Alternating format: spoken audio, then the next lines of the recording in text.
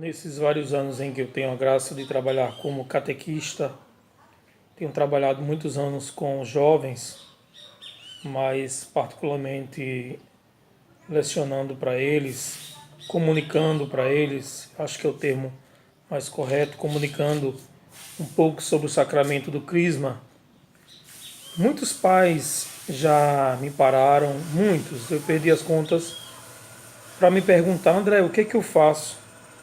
Vejo que você trabalha com jovens na igreja. O que é que eu faço para que meu filho, eu que participo há tantos anos da igreja, eu, meu esposo, o que é que eu faço para meu filho se interessar pelas coisas de Deus? Essa, esse é um dilema que muitos cristãos vivenciam. Parece que essa geração perdeu um pouco o sentido da religiosidade, perdeu um pouquinho o desejo de ir para a igreja. Conheço muitos amigos que têm, que vivenciam também essa realidade. E a resposta que eu sempre dou a esses pais que me procuram é a mesma resposta que eu dou e que eu reflito agora neste momento. Eu acredito que a gente tem que transpirar muita paixão, mais do que informações, mais do que a repetição de palavras, mais do que a quantidade de oração que a gente possa fazer, ou do tempo que a gente possa dedicar à igreja. Nós temos que, mais do que isso, em nossa casa, transpirar que ter uma religião, que ter uma fé é algo extremamente positivo, é algo que nos torna felizes. Muitas vezes o testemunho daqueles que estão dentro de casa, que vivenciam na igreja, não é um testemunho de alegria. E isso acaba influenciando muito na decisão dessas crianças e desses jovens, porque eles começam a pensar que ter uma religião, que ter uma fé é algo penoso, é algo triste. Às vezes o contra-testemunho nosso em casa, isso influencia muito na decisão das nossas crianças.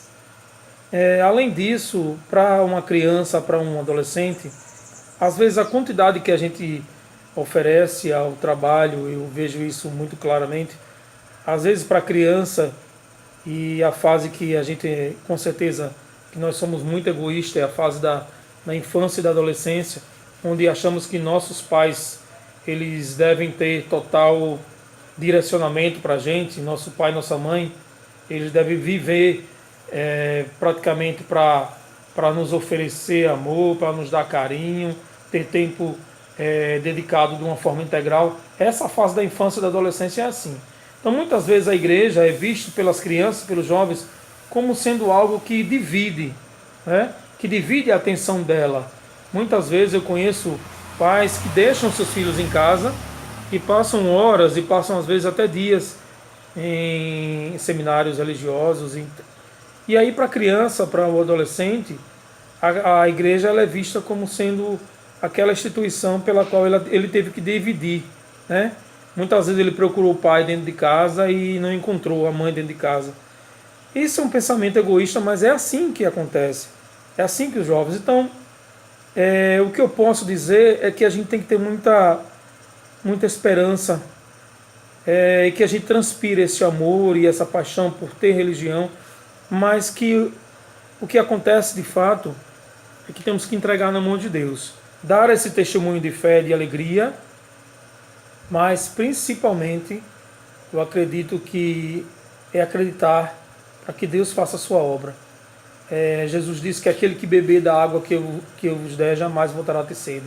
Então eu percebo que muitas crianças, muitos jovens, eles por um tempo passam sem querer ir à igreja, mas em algum momento na vida dele, se ficou algo guardado no coração, ele retorna.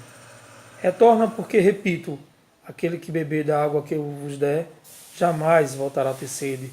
Então a sede é natural daquele que já bebeu da água que é Jesus. Então, muitas vezes a gente leva na marra os nossos filhos, é na marra mesmo, porque a criança não tem muito interesse. As nossas cerimônias são um pouco cansativas para uma criança.